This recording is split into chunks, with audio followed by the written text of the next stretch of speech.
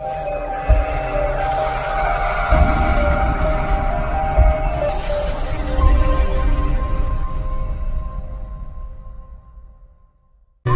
there are various types of flow sensors which are used in your anesthesia machine. Hot wire anemometer, variable orifice, rotating band type of, and D-line type of sensor. Now, variable orifice type of flow sensor are majority time used in many anesthesia machine, including bellows anesthesia machine. They are essentially a flap is covering an opening in a valve, and when gas passes through that flap opens up, and the pressure difference is created on both sides of this flap. Because of flow, this opens up and there is a pressure difference is created on two sides of this flap, which is measured, and then that gives you a flow sensor. It can be positioned at inspiratory or expiratory, or many anesthesia machine it is present at both inspiratory and expiratory, and some sensors like D-light sensors are also having a gas analysis facility, so they are routinely placed at either expiratory end or at the patient end. Now, many anesthesia machines, this type of flow sensor has one problem.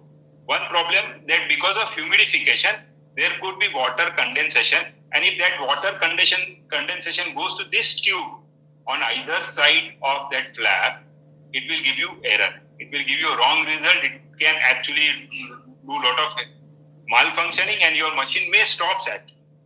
So it is important that you try to avoid humidification. You try to use HME filter, and this is more important, especially if you are using it at the patient end. So you always use HME filter before, rather after the sensor, to avoid this excessive water droplet entering into the sensor. Now, Draeger uses hot wire anemometer. Essentially, what is hot wire anemometer? There are two tungsten or platinum rods are there. They are heated electronically, and this heating, when the flow passes, will lose its some temperature. So these rods are heated, and when flow passes, it will lose some temperature, and this reduction in temperature is measured, and on that basis, you are given the flow. So hot wire anemometer in Fabius, it is placed in expiratory limb. Relative cooling is proportional to the flow, and it is many times in these two machines, it is only used for the measured delivery of expiratory volume. It is not used for any type of compensation. So you have to test the flow meter and test that it is functionally well, so that when the flow and leak and compliance test, leak and compliance volumes are actually compensated.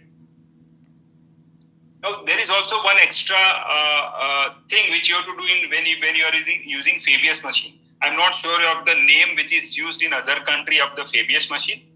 So in India, it is Fabius machine. Now in Fabius machine, there is a button called desk compensation on and off. How many of you probably are aware about it?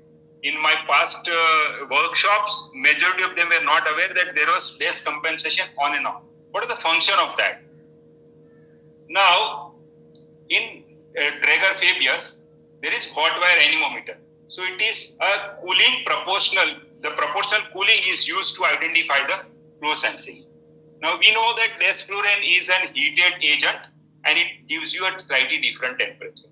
So if you don't make desk compensation on when you are using desk fluorine, it may give you slightly different value. If you have not used so far, try this next time. You'll realize that it gives you slightly a different tidal volume value. So if you are using in a smaller patient, the tidal volume values may be more important, and you should know the right value. So it is always better to make it on if you are using desk fluorine in a Fabius machine.